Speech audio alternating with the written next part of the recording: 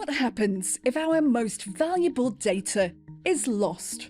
Or if years from now, the technology it's stored on becomes obsolete? The search is on to find solutions that will stand the test of time. And one answer may lie close to the North Pole. Svalbard is an archipelago high above the Arctic Circle. Isolated and far away, it's home to a vault that aims to be the ultimate backup for our data. We're about to head inside a former coal mine. It closed down 3 decades ago, and now it's home to the Arctic World Archive.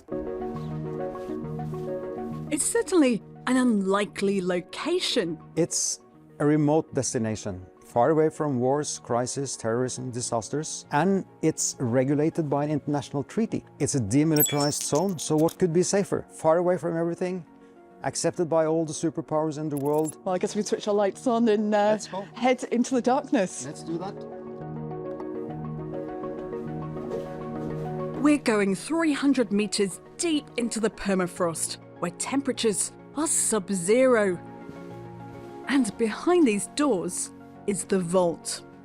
It's inside this container where all these precious artefacts are being stored, safeguarding a snapshot of our culture, history, and technology for future generations. It's all put on reels of film, kept in these silver packets.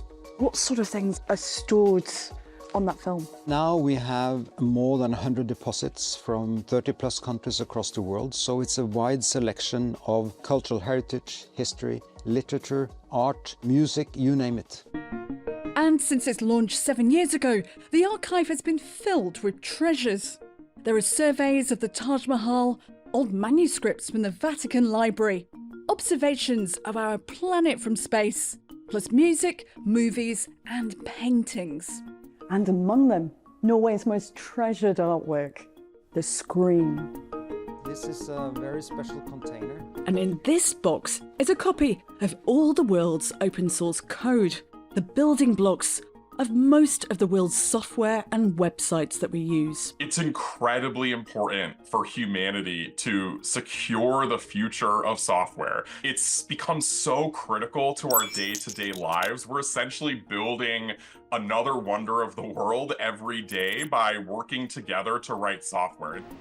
We looked at a variety of different storage mechanisms and also how you'll actually be able to read them. Ultimately, you can read it optically. You can just magnify the film and read it optically.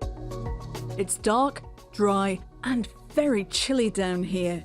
Conditions which its owners claim are ideal for storage that could last centuries. Storing this information down here in the depths of a mine, how does that help preserve it? Today there is a lot of risks to information and data. There is terrorism, there is war, there is cyber hackers. Nobody can guarantee what will survive. So this is a place to make sure that information survives. Technology obsolescence, time and aging. That all sounds rather dystopian. Even here in the Arctic, there are questions about security. And 1,000 years from now, will people understand what's here? So the data are stored on reels of pickle film, which is an information carrier that cannot be hacked, data cannot be deleted, data cannot be changed. And it's self-contained and self-descriptive. So that means on the film itself, stored in this vault, you have all the instructions future generations will need to have to really understand what it is and how you can use it and how you can get the data back. The archive's owners also run the data preservation company Pico.